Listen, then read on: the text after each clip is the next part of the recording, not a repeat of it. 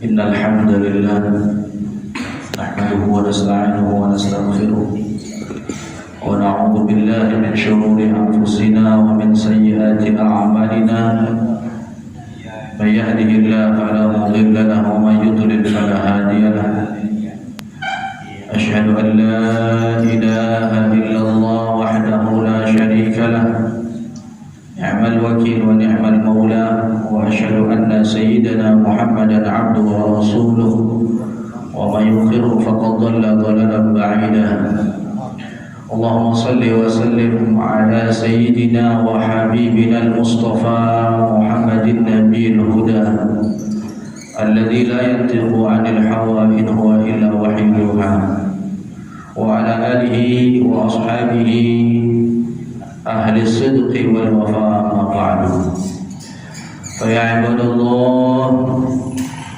فإني أوصيكم ونفسي بتقوى الله فقد فاز المتقون قال الله تعالى في كتابه الكريم أعوذ بالله من الشيطان الرجيم يا أيها الذين آمنوا اتقوا الله حق تقاته ولا تموتن إلا وأنتم مسلمون صدق الله العظيم وبلغ رسوله الكريم ونحن على ذلك من الشاهدين. Hadirin jamaah salat Jumat yang dimuliakan Allah Subhanahu wa taala, melalui di atas mimbar yang mulia ini, pertama khatib berwasiat kepada diri pribadi khususnya dan kepada seluruh hadirin, marilah kita meningkatkan ketakwaan kita kepada Allah Subhanahu wa taala. Taqwa bima'na imtithal awamirillah wajtinabu nawahi. Takwa dalam arti melaksanakan apa yang diperintah oleh Allah dan menjauhi apa yang dilarang oleh Allah Subhanahu wa taala. Ma'asyiral muslimin rahimakumullah, satu wasiat dari Rasulullah sallallahu alaihi wasallam di dalam sabdanya Nabi Muhammad sallallahu alaihi wasallam menyampaikan akthiru dzikra hadhimil ladzat. Perbanyaklah oleh kalian, kata Rasulullah, mengingat pemutus kelezatan, yakni al-maut. Yang dimaksud oleh beliau adalah kematian. Nabi Muhammad SAW berpesan kepada kita semua umatnya untuk banyak-banyak, sering-sering mengingat yang namanya kematian. Kata para ulama, dengan mengingat kematian setidaknya 3 manfaat yang kita dapatkan. Yang pertama adalah membuat kita ta'jilut taubah, mempercepat untuk bertaubat kepada Allah Subhanahu wa taala. Di saat kita sadar bahwa kematian semakin dekat, maka hati kita semakin termotivasi untuk segera bertaubat kepada Allah. Kemudian yang kedua, dengan mengingat kematian membuat kita ridha bil kafaf, mempunyai sifat rela, qanaah dengan apa yang Allah berikan kepada kita, sehingga tidak ada sifat tamak akan dunia. Karena kita tahu bahwa kematian segera datang dan hidup di dunia ini hanya sebentar saja. Bahkan Rasulullah SAW di dalam hadis lain beliau mengatakan, a'mar ummati baina 60 wa 70. Umur umatku ini, kata Rasulullah, hanya antara 60 dan 70. Sedikit sekali yang melewati itu, kata Rasulullah.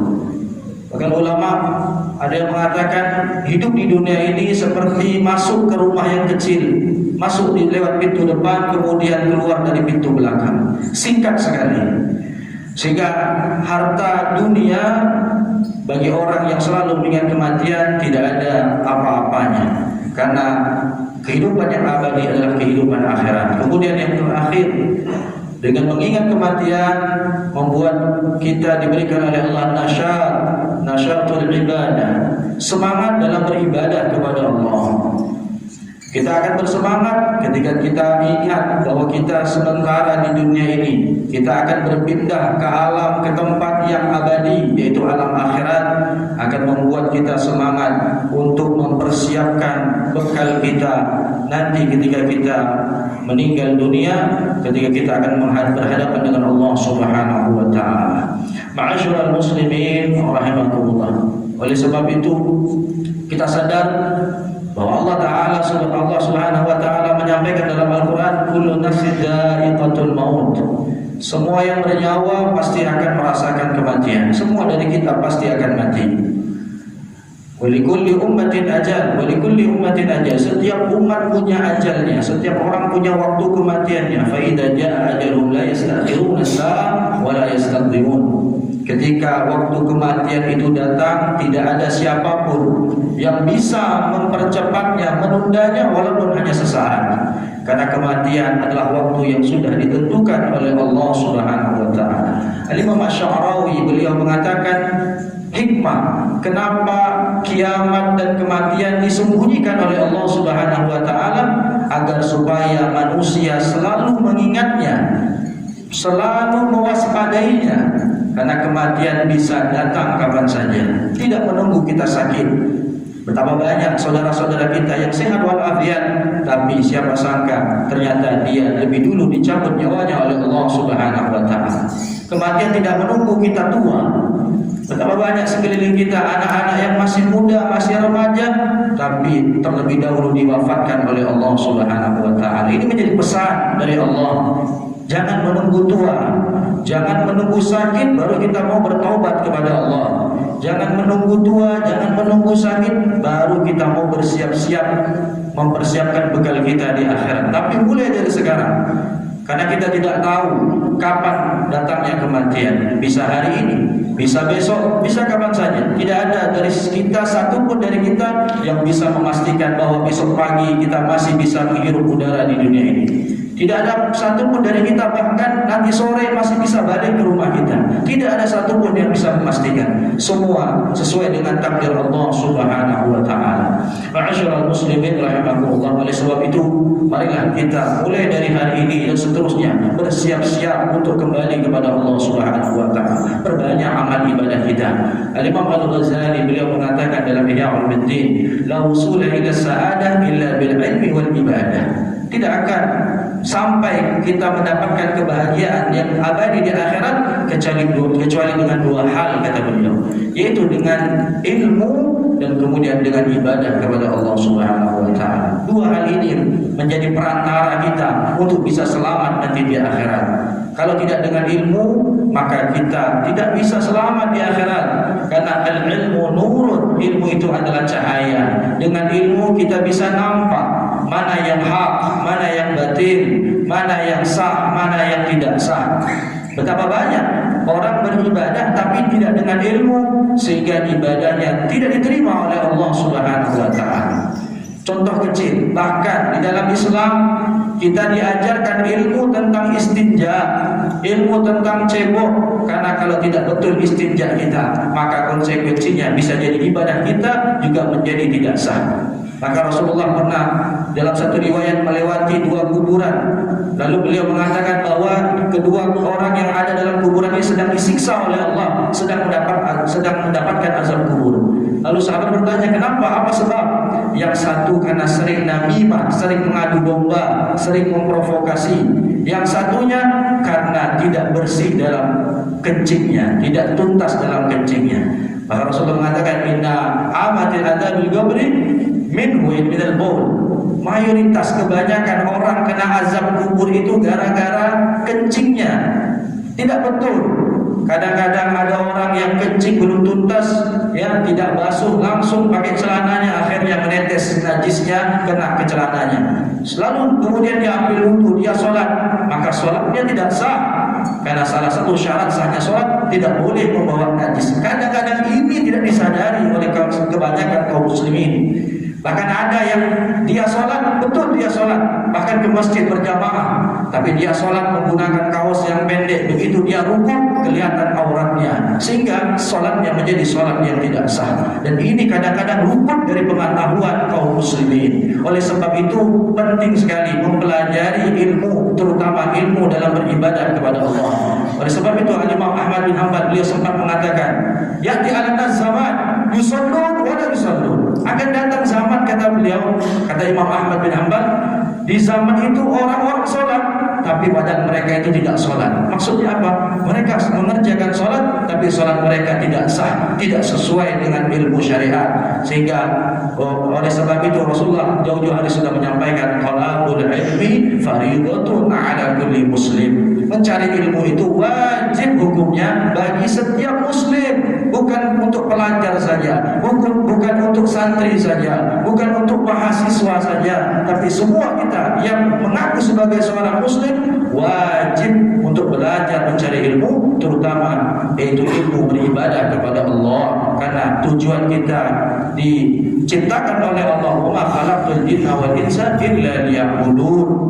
Tidak aku ciptakan jin dan manusia, kata Allah, kecuali hanya untuk beribadah kepada Allah. Oleh sebab itu kita harus mempunyai rasa lapar akan ilmu. Di mana ada majlis hadir, terutama majlis-majlis yang membahas tentang ilmu-ilmu syariat, membahas bagaimana tata cara sholat, bagaimana tata cara berwudu, bagaimana tata cara bermuamalah, apa itu riba dan lain sebagainya, sehingga itu yang akan menjadikan kita selamat di dunia dan selamat di akhirat nanti.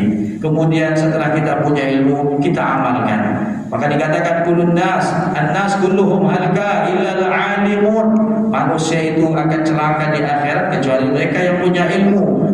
Wa al-alimun kulluhum halka illa al-amilun. Yang punya ilmu pun belum tentu selamat kecuali mereka yang mengamalkan ilmunya.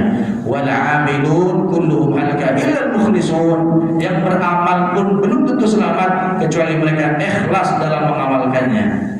Oleh sebab itu, untuk selamat di akhirat harus dengan ilmu, amal dan ikhlas kepada Allah Subhanahu wa taala. Mudah-mudahan kita semua yang ada di sini diberikan hidayah oleh Allah, diberikan ilmu yang bermanfaat, diberikan ampunan oleh Allah atas segala dosa-dosa yang telah kita lakukan, baik dosa yang zahir maupun dosa yang batin. Mudah-mudahan kita semua amal ibadah yang selama ini kita lakukan diterima oleh Allah Subhanahu wa taala. Amin ya rabbal alamin. Inna ahsanal kalam Allah malikal alam. Allah Subhanahu wa ta'ala yaqul wa biqawli yahdil muhtadun wa idza quri'a al-Qur'an fastami'u wa ansitu la'allakum turhamun. A'udzu billahi minasy syaithanir rajim. Bismillahirrahmanir rahim. Wal 'ashri innal insana lafi khusr illa alladziina amanu wa 'amilus salihati wa tawassaw bil haqqi wa tawassaw bis sabr. بارك الله لي ولكم في القرآن العظيم ونفعني وإياكم بما فيه من الآيات والذكر الحكيم وتقبل مني ومنكم تلاوته إنه السميع العليم. أقول قولي هذا فاستغفر الله العظيم لي ولكم ولسائر المسلمين والمسلمات فاستغفروا من كل ذنب إنه هو الغفور الرحيم. اللهم صل على سيدنا محمد. Allahumma sholli ala Sayyidina Muhammad. Allahumma sholli ala Sayyidina Muhammad wa ala ali Sayyidina Muhammad.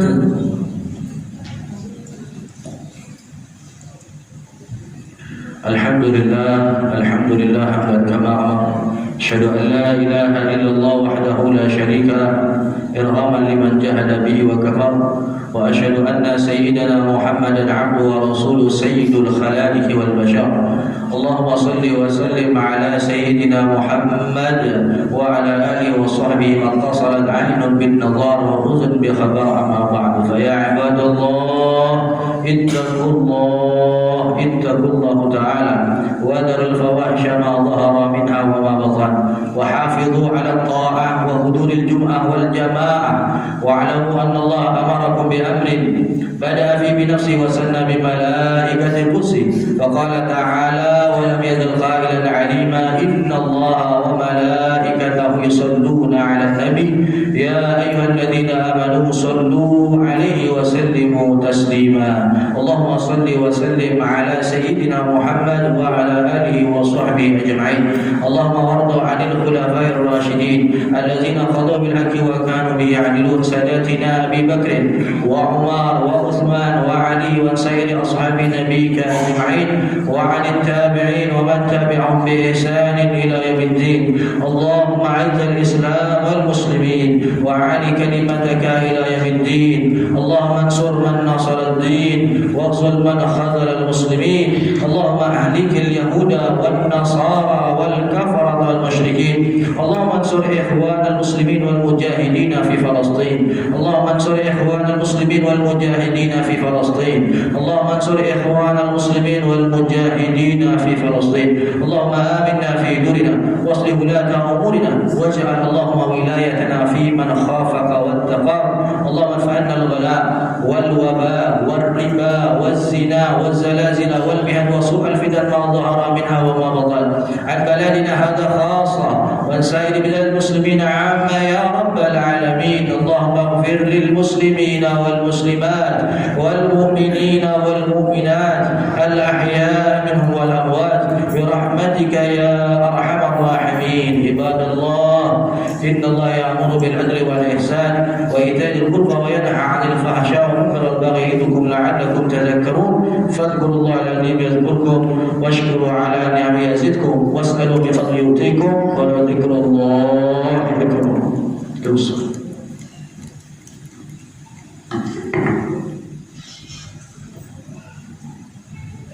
الله أكبر الله أكبر أشهد أن لا إله إلا الله أشهد أن